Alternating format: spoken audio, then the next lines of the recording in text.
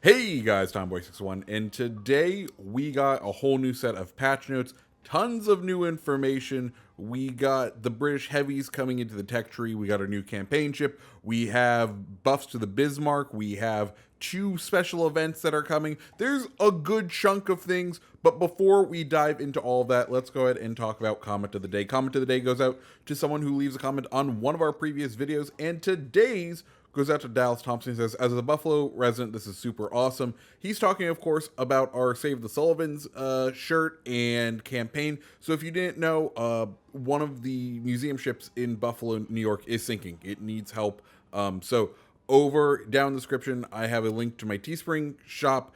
The shirt that is listed there, all proceeds from it are going to Save the Sullivans to help prevent it from sinking. So if you like the design of the shirt, go ahead, feel free to purchase it. If not, I understand. Anyways, moving on, let's go ahead and dive on into these patch notes. And first things first, British heavy cruisers. With their early access period now over, you can now research all the heavy Brits and take advantage of their diverse capabilities. The crown jewel of the line, Abermail, brings radar consumable to the table in addition to already diverse heavy cruiser kit. The other ships, Hawkins, Devonshire, and Surrey, are now also researchable, so get in there and get shooting if you didn't have the chance to get them on the previous update. Me, I'm one of the people who only got the Hawkins, so I am looking forward to my grind through these British heavies. I, for one, can't wait, because I like the British regular cruisers, so I'm here for the British heavies. Next, we have our section talking about the new campaign, Taken by Storm. The new campaign features Okhachev, a Soviet project for a compact light cruiser named after the Russian cruiser Okhachev, which was built in 1906. The original cruiser received her name in turn from the 1788 siege of the Okhachev fortress, which was led by Prince Pukhtin and General Surovov during the Russo-Turkish War. Their Okhachev has an interesting combinations of feature. A far-reaching radar that you can equip at the same time as sonar. That's really cool. That's a nice little, like, not many ships can do that. Effective torpedoes that can travel as far as 8 kilometers, and nearly flat ballistics for the 152 millimeter guns, and a narrow citadel profile that can result in a lot of overpens. Of course, I'll be getting early access to the ship, so if you want to see a review on it, hit the subscribe button. Tune in next week because I will have a review on this ship so you know if it's worth it for this campaign. The ship's concealment and survivability are average, so you'll have to choose your battles carefully and keep distance. Thankfully, Okhachev's top speed is around 35 knots, so kiting is very much an option.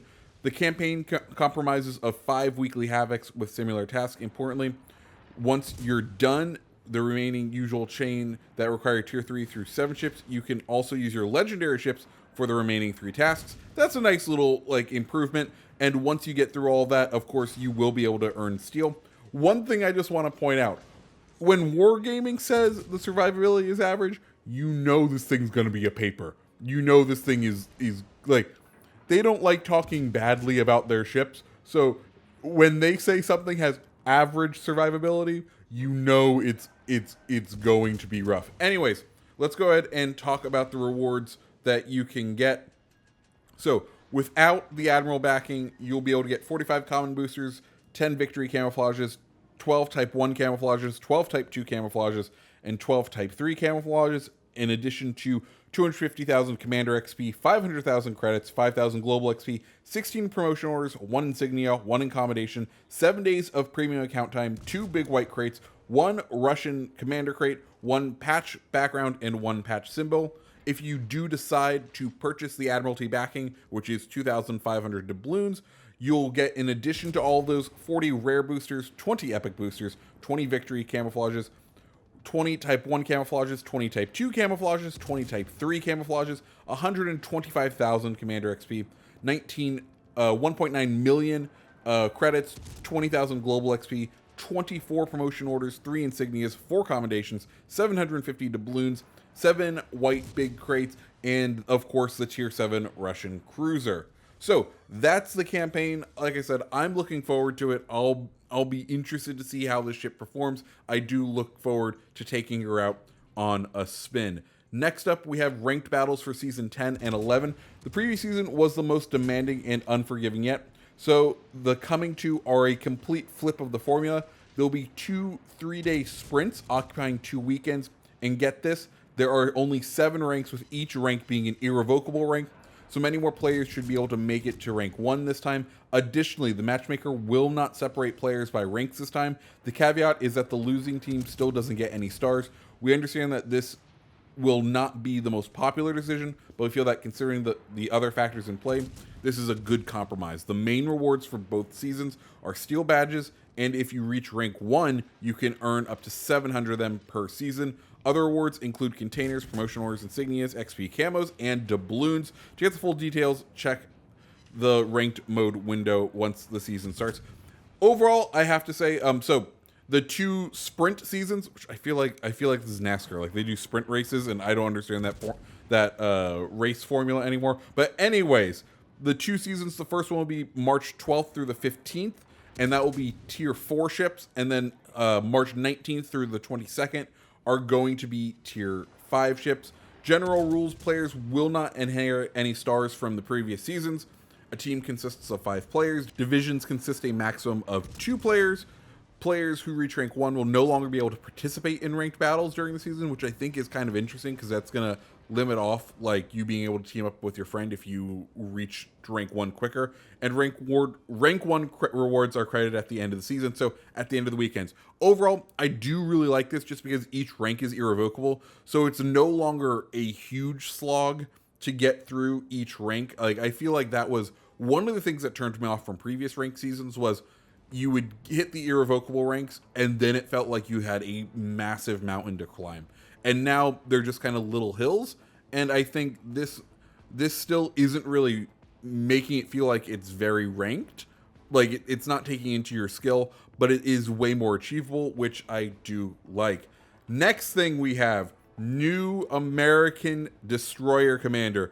That's right. Wargaming heard the feedback when it came in consideration in the conclusion that the U.S. lacked a destroyer commander. Yeah, let me tell you, using the American Venom, like, there's one commander who kind of has a couple of skills. We did an off-meta episode where we tried to use that commander, and it wasn't really great. But anyways, the U.S. is getting a new American destroyer commander. It's going to be Albert Gleaves. Just some info that I have been able to find out. Base trait on him is going to get a 0.3% torp range per rank, and then he will have skills to reduce torp detectability by 50 meters per rank and torp reload by 1.5% per rank. So overall, he should be interesting. I am definitely looking forward to putting him into the Venom because I really like Venom. I know she's not the most popular ship. I just like having 16 torpedoes, and I find her a lot of fun. She's one of my go-to for tier 6, so I'm looking forward to being able to play with a more torpedo-focused commander, and I definitely am looking forward to that. I can't wait. Bureau getting a small rework, and there's going to be 2 new projects. So it might not come as a surprise to you, but Gearing and Conqueror are going to be added to the Bureau. I know, it turns out those legendaries they last rent are in the game now. Who knew? The projects are similar in terms of time and difficulty to the 2 previously available legendary products. Gearing could be considered to be one of the top gunboats in the game. She might even be the top gunboat, while Conqueror brings her fire-slinging playstyle to the high-tier battleship fights. The projects are here to stay, so you feel free to research them at your own pace. There are additional changes to the Bureau, though. Namely, they're moving completed projects to the archive so they don't clutter the Bureau screen. Yeah, that makes sense, because mine is starting to look slightly cluttered. Additionally, some projects will now become depreciated, which means that if you haven't started researching them already, they will no longer be available. So this is very important. If you have not started Legendary Anniversary or Red, White, and Blue, you need to start them now so that you can still complete them for the rewards. There are some really good rewards in that, so make sure you go and start those, because all of the free crates, I got like a premium ship out of there, which I was very happy for before I was in the CC program. And Red, White, and Blue giving you free permanent camos for all of you, essentially all of the American cruisers, is beautiful. Chef Kiss and the California, like, make sure you start those, because once the update goes out, if it is not started, you will no longer be able to start those projects, and you will lose out on them I guess, forever. So once again, make sure you start them. Dude, like really, don't complain if you can't start them. They're letting you know right now. Go ahead and start them. Now on to some balance changes. So 2 ships are getting buffs. The first one is the Bismarck. Don't and they did put in the patch notes. There's a little teaser. They are going to have some changes coming to German secondaries. However, they are not coming immediately. So Bismarck main battery accuracy has been improved to 3%. Guaranteed ricochet angle for main battery shells increased from 60 to 65 degrees, which means Bismarck will be able to damage even more angled targets whose armor cannot be overmatched by her 380 millimeter shells, and penetration of the AP shells has been increased by about 4%, which should lead to a few more citadels when shooting angled but penetrable targets. Azuma is also getting a buff. Main battery accuracy is being improved by 3%. Rudder shift time decreased from 13.9 to 10.7 seconds. Angle at which AP shells start checking for ricochet has increased from 45 to 50, which will increase the damage inflicted to angled targets should they be a insufficiently angled target. And her repair party now regenerates 20% more HP. All of which I like those changes. We'll see if that brings Azuma into feeling right. I know right now she's not exactly the most favorite of the campaign ships. So let's see if this ends up making her a little more powerful. Other changes, so spawn points for the shards map were tuned so that legendary ships basically aren't insta-spotted. I know Yamato kind of has an issue with that on some of the spawn locations on shards, so that will be nice. Polar map was added to tier 3 battles in domination mode, and the active duration of consumables can no longer be less than 1 second. This was done mostly to prevent bugs and the possibility of consumables exhausting at the wrong times should a player have a high ping. This is interesting because I had a low skill Russian commander, and I reduced the length of the repair party consumable to 0%. So it didn't or damage control party. I reduced the damage control party to 0 seconds.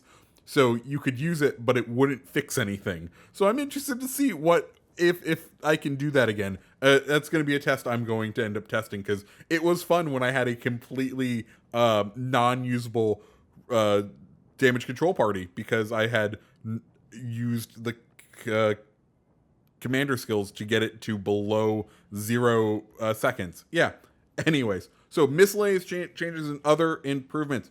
First off, there's going to be a special April Fool's Day content. More details for that will be released on March 18th. And if you know March 18th, you know what the day before it is, and that's going to be St. Patrick's Day. There will be special St. Patrick's Day stuff. One thing of which is the Belfast will be for sale. Yes, the previous campaign ship Belfast will go on sale. Not sure if that's a global XP ship or if it's going to be for doubloons, but one thing I do know will be for global XP is the tier 7 German battleship Odin. She will be joining the green XP, the global XP ships, for 750,000 GXP. Some other small updates. First things first, the aircraft carrier, the XP that you earned with it will now be applied to the tier 1 ships of the nations of the carriers that they were earned. Maps are now also going to be evenly distributed. Previously in this last patch, basically they had weighted it so that the newer maps got played a little bit more. Now there's an even chance of playing all maps, and any leftover icebreaker coins will be exchanged at 1 coin for 1,500 credits. Next, let's go ahead and talk about the 2 new premiums coming this time. First, we have the Italian tier 5 cruiser Duca d'Aosta. On PC, she's the fastest ship at her tier at 36.5 knots. She has 12k torps, very slow, so the usual Italian torps, and she's very squishy. I'm interested in her. We'll see how she performs. The second one, and probably the more interesting one, is the Orkan. The Orkan is one of those pan-European destroyers. This one is by way of Poland. Now, on the PC version, she's a near copy of the Lightning. However, she has some very interesting consumables. On the PC version, at least, she doesn't have her usual smokes, but in exchange, she has access to the repair party and radar. That's right. We may be getting a tier 6 destroyer that has radar and a repair party. Let's see if this happens. Like, if this happens, she's definitely going to be a unique ship. I don't know if you want a destroyer with no smokes. Like, we know how the French ships play without smoke, so we'll see how this one performs. But just the concept of having a destroyer with radar, I'm down for it. Let's see it, because I'm here for it. I don't know if you guys are, but I'm here to see it. Okay, and wrapping up all of this, let's go ahead and talk. There was some general bug fixes. There's rare cases on PlayStation where players weren't able to reconnect if the game wasn't signaling back to PSN the right way. That's apparently been fixed. In some rare cases, players didn't receive dev strike medals when they should have. That's been fixed. On the initial game client loading screen sometimes took too long after launching the game from a suspended state. That's been fixed. Property meticulous skill showed an incorrect enhanced secondary target duration in the loadout menu. That's been fixed. And basically, also rare cases of the camera starting in the battle zoom level before the battle countdown was over. So overall, just some general bug fixes. That's kind of like the least interesting of everything on here. But overall, very interesting patch. I'm looking forward, one, to the Orkan, just because if she has radar and heals, that's going to be a good time. I'm also interested to see what we get on March 18th as far as April Fool's goes, and on March 17th with St. Patty's Day, see what we have over there. I look forward to it. Bismarck and Azuma, I'm gonna try them out. I have the Bismarck researched, I just haven't bought her. Maybe I do have a lot of icebreaker tokens saved up, so it should change over to a decent number of monies in my pocket. Beyond that, new destroyer commander, I'm very hyped for, and ranked battles I may actually play this go around. But yeah, guys, overall, those are our patch notes. I'm excited for this next month and a half of play. Let's see where it goes. I, for one, am looking forward to it. Anyways, guys, my name's TommyBoy601. If you want to see me cover all that, of course, hit the subscribe button. Hit the like button. Also, once again, if you're interested in helping save the Sullivans, I do have that shirt for sale down below. Go ahead and check that out. Anyways, guys, I hope you have a great rest of your day. See ya.